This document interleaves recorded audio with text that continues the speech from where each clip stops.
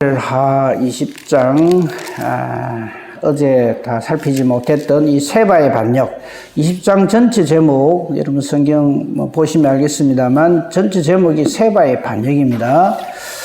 우리 물론 이제 이 세바가 이제 반역을 일으킨 그 내용이 그게 쭉 기록되어 있는데요. 우리 세바 같은 사람 되면 안 되겠죠, 그죠? 그런데 이 세바 문제, 세바뿐만 아니라 다윗의 편에 서 있는 사람들 한 사람 한 사람도요, 정말 하나님의 그 은혜가 아니면은 언제든지 권력 따라 물질 따라 믿음을 언제든지 팔아먹는 그런 짓을 눈도 하나 까딱 안 하고 합니다. 그게 하나님 모르는 죄인의 모습입니다. 오늘 그런 부분에 좀 포인트를 맞춰서 말씀을 살피도록 하겠습니다. 이제 세바가 반역을 일으켰다가 이제 실패하는 그거는 조금 이따가 보기로 하고요.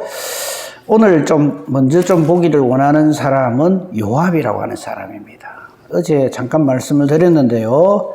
자, 다윗이 왕이 돼가 있죠, 그죠? 다윗이 왕이 돼가 있는데 셋째 아들 압살롬이 자기 형을 물론 죽일 만한 이유는 있었지만요. 자기 여동생 다말이 이제 몹쓸 짓을 당한 것에 분개를 해서 형제간에 칼부림이 일어나죠, 그죠? 그랬다가 다시 회복될 적에 이 요압이라고 하는 사람이 아주 결정적인 역할을 합니다. 그래서 다시 이 압살롬이 돌아왔는데 이 압살롬이 반역을 하죠. 압살롬이 반역을 해서 다윗이 아주 혼이 났잖아요, 그죠? 그래가 다시 이제 하나님께서 회복시켜 주셨는데 그때 쓰임받은 사람들 다 이야기했기 때문에 그냥 넘어갑니다.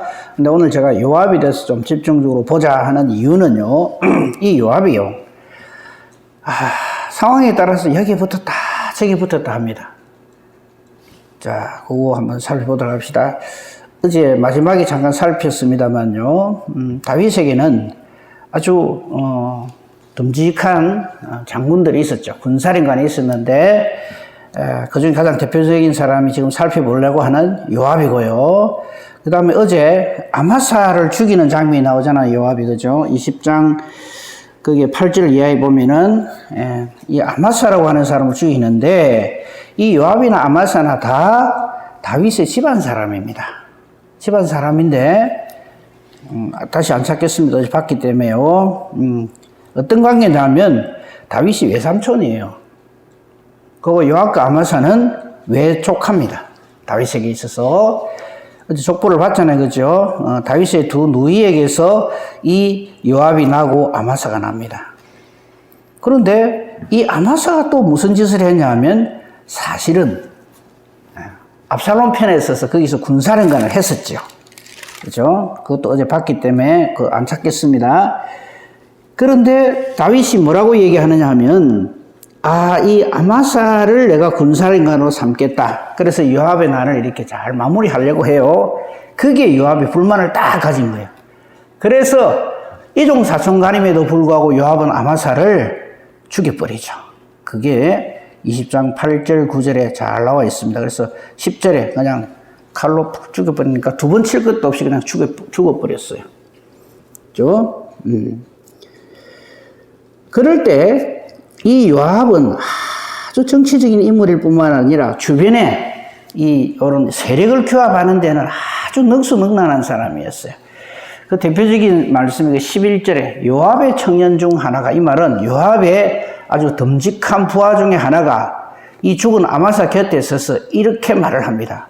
요압을 좋아하는 자가 누구며 요압을 따라 다윗을 위하는 자가 누구냐? 이렇게 이야기합니다. 이게 무슨 말이냐? 한마디로 요압을 따르라 이 말이에요.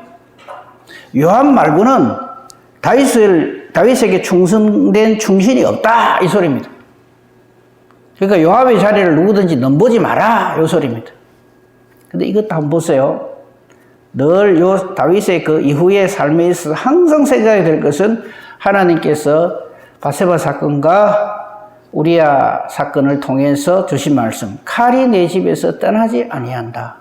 지금 다윗의 집에서 아들이 반역을 일으키죠. 왜 조카들 사이에 지금 죽이고 서로 말이죠. 예? 이런 짓이 떠나지 아니하는 거예요. 우리는 생각할 때 다윗이 왕이 됐으니까 이스라엘에 무슨 문제가 있어 싶으죠. 좀 죄송한 표현입니다. 뭐 엉망진창이다 지금.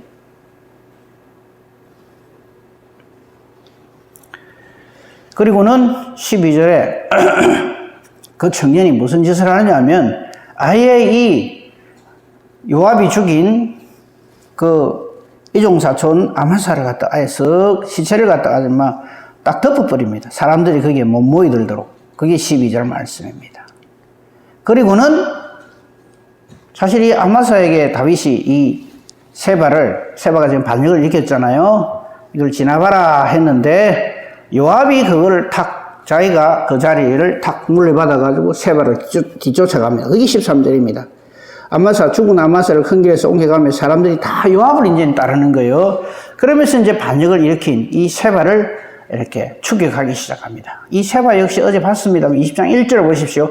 마침 거기에 불량배 하나가 있는데 베냐민 사람 비그리 아들 세바가 나팔을 불면서 우리가 다윗하고 무슨 상관이냐 나를 따르라 이래가지고 또 반역을 일으키잖아요. 압살롬 반역에 이어서 세바의 반역이 또 이어집니다.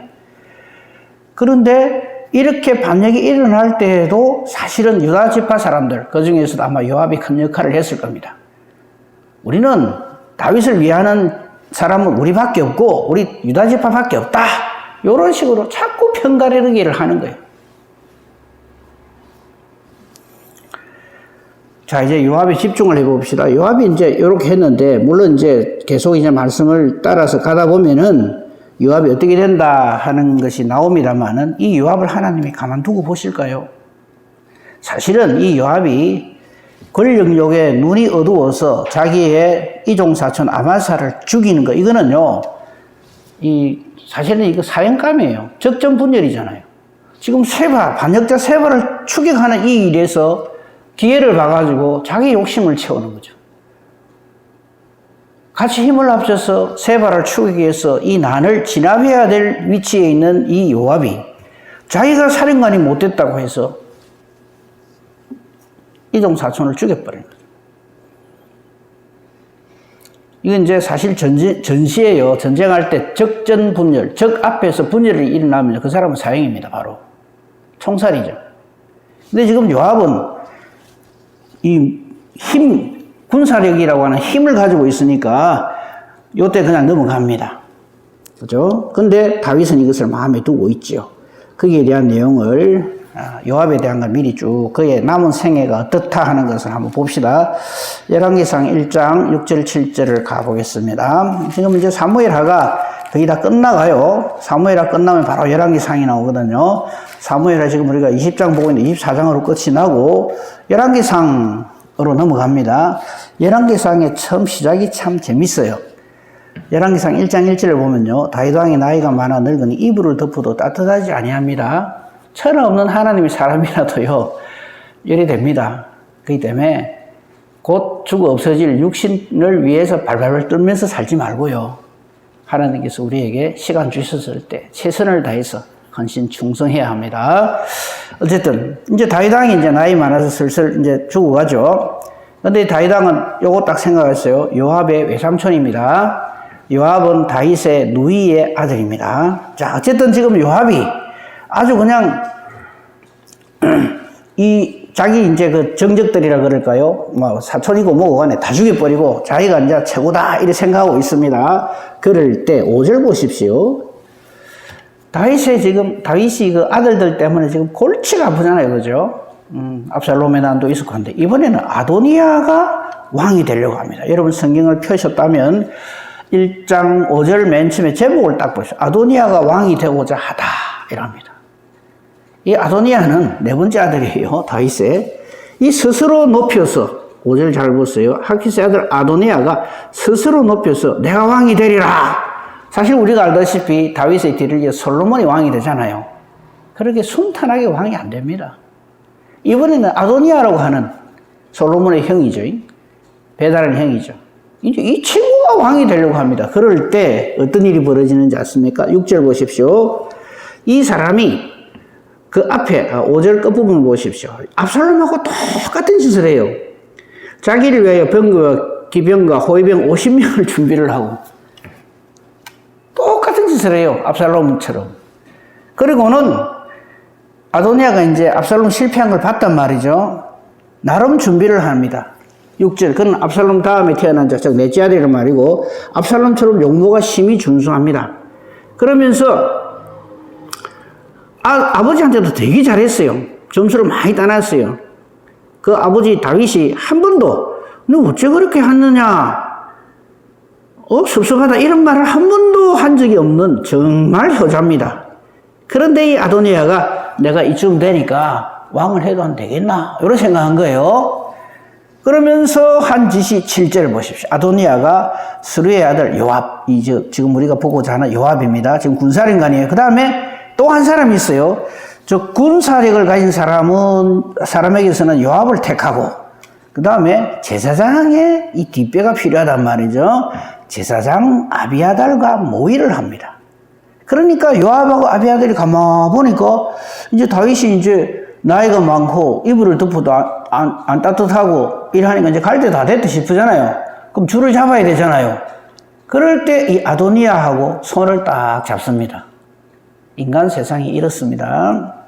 그러니까 아도니아로서는 군사령관 요압이 자기 편이고 제사장 아비아달도 자기 편이고, 그죠? 그 다 된 것처럼 생각을 하는 거예요. 그죠? 그런데 8절이 또 중요합니다. 제사장이 둘이 있었죠. 아비아달하고 사독하고. 이 8절도 눈여겨봐야 돼요. 제사장 사독과 브나야와 이 나머지 이런 사람들은, 선지자 나단 이런 사람들은 이 아도니아와 같이 이 합력을 하지 않았어요. 우리는 이렇게 이 8절과 같이, 8절에 나오는 사람들 같이 영적 분별을 가지고 주님의 일을 해야 합니다. 자, 어쨌거나 11절 딱 넘어가니까 솔로몬이 왕이 됐어요. 하나님의 뜻으로. 이렇게 되니까 요압이 아차 싶을 거 아니겠습니까? 그죠? 아차 싶은데 이 요압이 그 다음에 무슨 짓을 하는가 하는 것을 자, 같이 한번 살펴봅시다. 2장 넘어갔어요. 5절을 한번 보십시다. 5절에 보면요, 다윗이 이제 솔로몬을 왕으로 세운 다음에 마지막으로 유언을 하는데 그 유언의 내용인즉슨 5절입니다. 그 중에서 중요한 부분만 딱 택하면요, 5절 보면 스루의 아들 요압, 지금 군사령관이에요. 그 요압이 내게 행한 일, 곧 이스라엘 군대의 두 사령관, 자기의 어떤 그 정적들이었죠. 아브넬과 아마사에게 행한 일을 잊어버리지 마라. 그걸 너도 알겠지만은 그가 그들을 죽여서 태평시대에 전쟁의 피를 흘리고 전쟁의 피를 자기의 그 허리에 띈 띠와 발에 신은 신에 묻혔다. 이게 뭐냐면은 다윗이 이걸 다 알고 있어요. 자기의 욕심 때문에, 그죠? 권력욕 때문에 형제고 뭐고 없이 다 죽여버린 것을 알고 있습니다. 그러니까 힘이 있다고 제 마음대로 해서는 안 되는 거죠. 그러면서 솔로몬에게 다윗은 이렇게 당부를 합니다.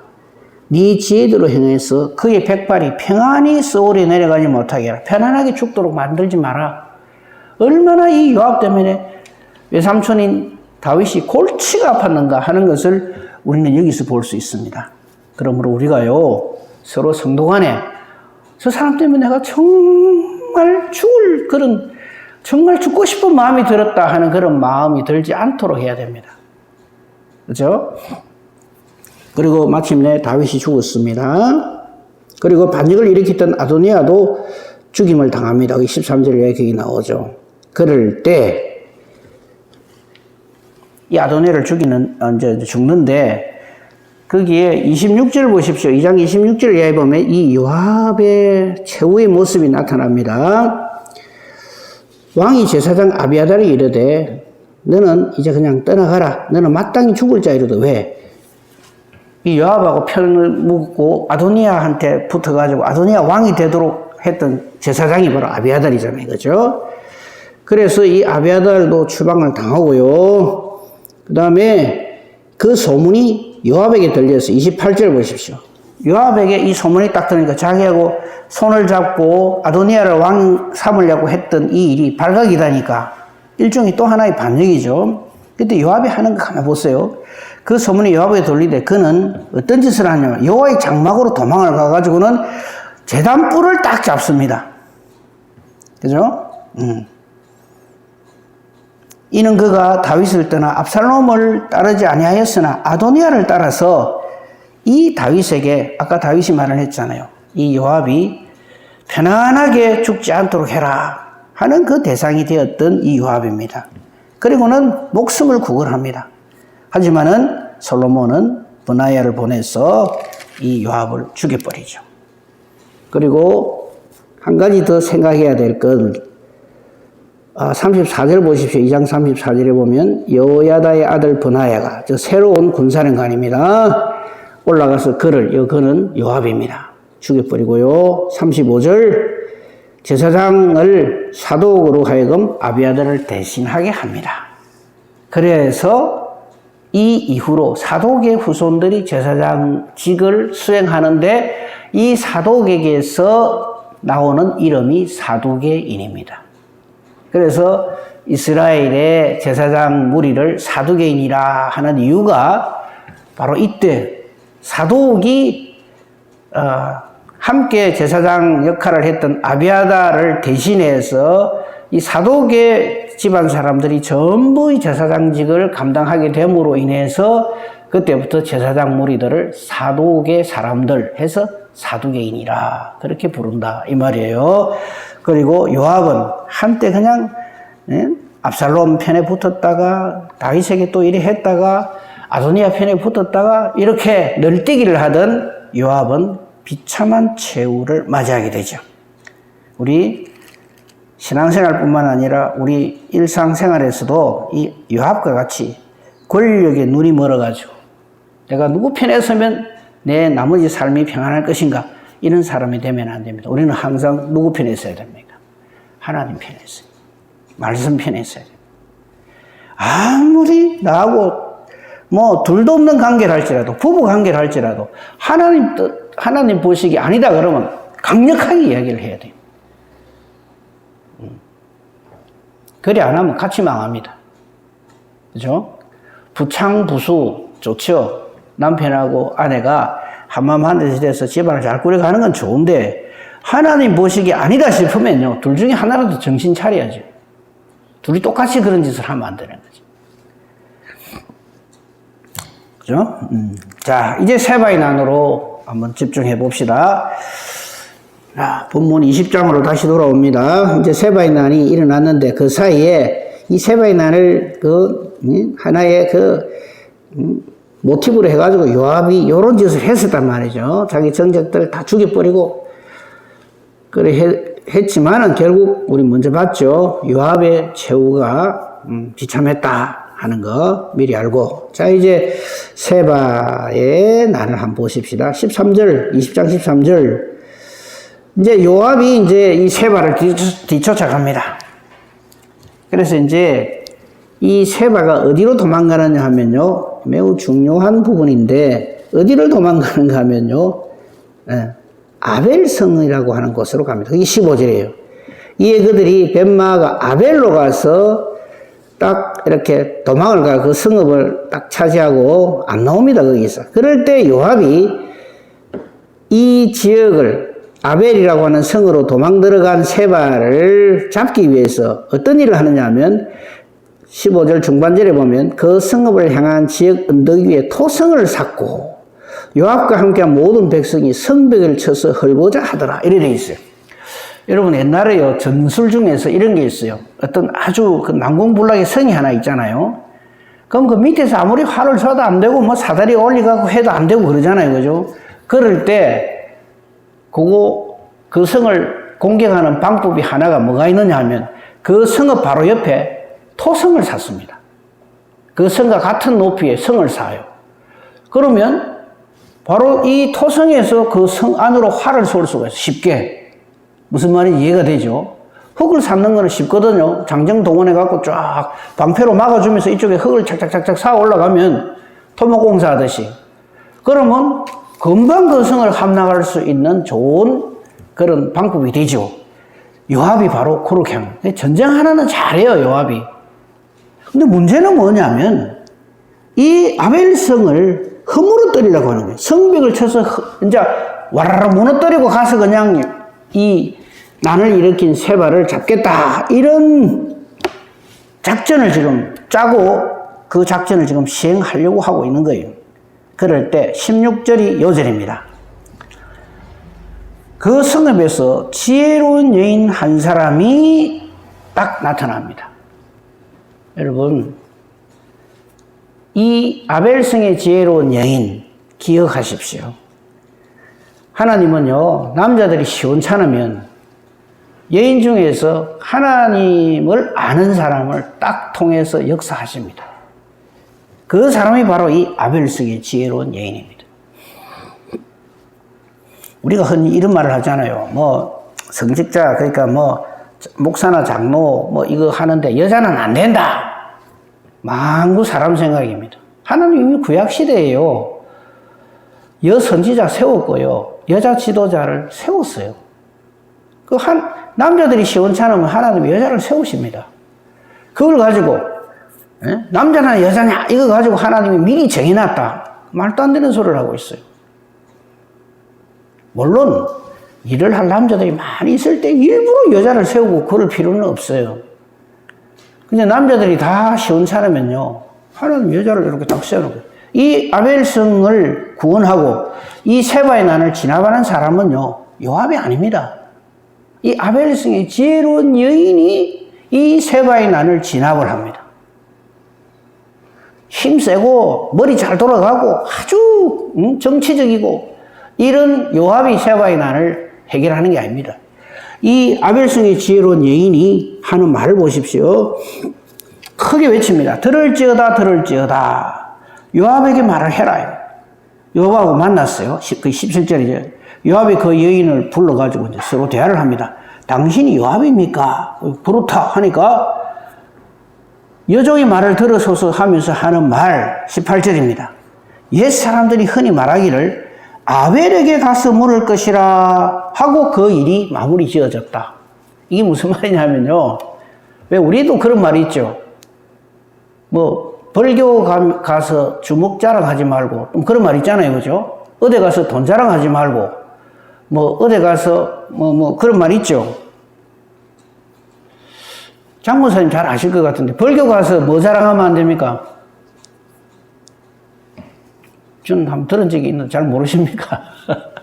제가 알기로는 그래요. 벌교 가서 주먹 자랑하지 말고, 순천인가 그거 가서 인물 자랑하지 말고, 뭐 이런 말이 있잖아요, 그죠? 우리나라에도 그런 말이 있어요, 그죠? 옛말에 이르기를, 그게 지금 18절에 이 아벨성의 지혜로운 여인이 하는 말이야. 옛 사람들이 흔히 말하기를 아벨에게 가서 물으라 했다. 그리고는 그 일이 끝났다. 그만큼 이 아벨성에는 지혜로운 사람이 참 많고 하나님이 함께 하시는 성이었다, 그동안에. 그런데 저기 뭐야, 그죠? 뭐 벼룩입니까? 입니까? 뭐 그거 하나 잡자고 초가상관 태운단 말이 있잖아요, 그죠? 세바 같은 이 아주 못된 이 반역하는 이런 사람 요거 하나 잡자고 이 아벨성을 무너뜨리고 아벨성을 초토화시킨다고? 요압 당신 정신 차려, 이 말이에요, 지금. 이 아벨성의 지혜로운 여인이 하는 말이. 이 지혜로운 여인은 이름도 없어요. 하지만 성경은 분명히 이렇게 증거를 합니다. 지혜로운 여인이었다. 그래서 19절 보십시오. 나는 이스라엘 화평과 충성된 자 중 하나이거늘 당신이 이스라엘 가운데 어머니 같은 성을 멸하고자 하는도다. 어찌하여 당신이 여호와의 기업을 삼키고자 합니까? 요압한테 정신이 번쩍 드는 말을 하죠. 이런 사람 어디 없습니까? 참 연약하고 보잘것없는 여인이지만 상대는 누굽니까? 총사령관 요압이에요. 이 요압이 자기 명예욕 세우고 뭐 이거 하려고, 안 그래도 지금 저 라이벌 되는 사람 그 조카가 이종 사촌 죽였으니까 어쨌든 공을 세우고 돌아가야 될 거 아니겠어요? 그래야 다윗에게 용서를 받지. 그 지금 눈이 막 멀어가지고 막 이 세바 이거 잡는 데만 혈안이 되어 있는데 이때 딱 하나님이 예비하신 지혜로운 여인이 이 말을 요압에게 하는 거예요. 응? 당신이 어째서 이런 짓을 해가지고 여호와의 기업을 삼키려고 하느냐, 이래 된 거예요. 그 요압이 정신을 요때는 잠깐 차려요. 그러려고 그런 게 아니고 이 세바라는 놈 때문에 그런다.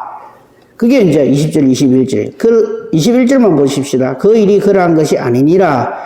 이 세바라 하는 자가 왕 다윗을 대적했기 때문에 그 사람만 내주면은 이 성벽의 수준은 깨끗이 철수하겠다. 이랬어요. 그럴 때 21절 끝부분. 여인이 요압에게 이르되 알겠다. 그의 머리를 성벽에서 당신에게 내 던지리라 하고는 이 여인이 일하는 거 잘 보세요. 그의 지혜를 가지고 백성들에게 나아가서 설득을 해서 세바를 죽여버리고 머리를 베어서 요압에게 던짐으로써 이 아벨성이 아무 문제 없이 이 문제를 잘 해결했다 하는 것이 세바의 반역의 내용입니다. 그러니까 이제 정리를 합니다. 요압은요 다윗의 외족합니다. 군사령관입니다. 여러 사람 죽인 거 보니까 칼도 잘 써요. 머리도 잘 돌아갑니다. 힘도 있고요. 그를 따르는 무리도 많았어요. 근데 요압같이 살면 안 됩니다. 아까 우리가 미리 봤죠. 요압은 비참한 처우를 맞이합니다. 반면에 이름 없는 이 아벨성의 지혜로운 여인, 이 사람은요 이 세바의 반역의 실제적인 해결자입니다. 우리가 교회 안에서 무슨 일이 생길 때 그 일을 해결하는 그거는요 어떤 지위가 아닙니다. 어떤 힘이 아닙니다. 하나님의 뜻이 있는 거를 묻는 거예요. 이 지혜라고 하는 건 지혜의 원천, 지혜의 근본이 누구십니까? 여호와 하나님이시잖아요. 하나님이 이 지혜로운 여인에게 함께 하셔서 그에게 지혜를 주셔서 그리고 그에게 이 담대히 요압에게 나아가서 하나님 뜻을 전하는 사람이 되고요. 그 다음에 이 세바의 난을 간단하게 해결해버려요. 만약에 이때 이 아벨성의 지혜로운 여인이 없었으면 요압은요, 자기 실수한 거 많이 알렸고, 토성 쌓아가지고 성 왔다 가하고, 초가살간 태우는 짓을 할 겁니다, 아마. 빈대 잡으려고. 근데 이 아벨성의 지혜로운 여인, 저는 이 성경에 나오는 참 지혜로운 여인 몇 사람들이 나와요. 앞으로 또 보겠습니다만요. 좀 그런 지혜로운 여인과 같이 우리 여자 성도님들이 그랬으면 참 좋겠어요. 그냥 말 야무고 이런 거 말고요. 신앙이 좀 야물었으면 좋겠어요. 다 지혜롭게. 하나님 주신 지혜를 가지고 남자들이 시원찮을 때 한마디씩 탁탁 해주는 말. 기도하는 그런 사람. 네, 우리 오늘 이 세바의 반역을 통해서 세바의 반역 앞에 선 두 사람, 요압과 아벨성의 지혜로운 여인. 우리는 아벨성의 지혜로운 여인과 같이 그렇게 하나님 뜻을 깨달아 알고 하나님의 뜻대로 헌신 충성하는 저와 여러분이기를 우리 주님의 이름으로 축복하며 축원합니다. 아멘. 감사합니다, 하나님. 오늘도 새 하루를 주셨습니다. 이 새 하루를 우리 사는 것은 내가 건강해서 사는 것이 아니고 하나님께서 내게 시간을 주시고 기회를 주시고 하나님 일하라고 주신 그 시간인 줄을 우리 알게 해 주시옵소서. 이 하루를 사는 동안에도 항상 주님과 동행하게 하시고 내가 누구를 만나든 간에 기회 있는 대로 우리 주님 전가하는 저희들 되게 해 주시옵소서. 요압과 같은 사람 되지 않게 해주시고 또 제사장이라고 아비아달과 같이 그 자기의 직분을 가지고 하나님 뜻이 아닌 엉뚱한 사람 편에 서서 제사장의 직무를 뺏기게 되는 그런 어리석은 자가 우리 중에는 없게 해주시옵소서. 또 이 아벨성의 지혜로운 여인과 같이 우리가 항상 하나님의 일을 하나님 뜻대로 하는 저희들 되게 해 주시옵소서. 오늘도 우리가 하나님의 뜻을 찾고 하나님의 뜻대로 살기를 원하며 하나님 도우심을 바라서 기도합니다. 우리 기도하는 것이 내 생각을 정해놓고 내 생각대로 이래 됐으면 좋겠습니다 하는 기도가 아니라 하나님의 뜻을 묻는 우리의 기도가 되게 해 주시옵소서. 모쪼록 우리 기도와 하나님의 뜻이 정확하게 일치해서 기도하는 대로 하나님이 기뻐 응답해 주시는 능력 있는 의인의 강구가 되게 해 주시옵소서. 오늘 수요 예배 위에도 은혜 주시옵소서. 범사 대소사를 오직 주님 손에 부탁하오며 모든 말씀 우리를 구원하신 우리 주 예수 그리스도의 이름으로 기도합니다. 아멘.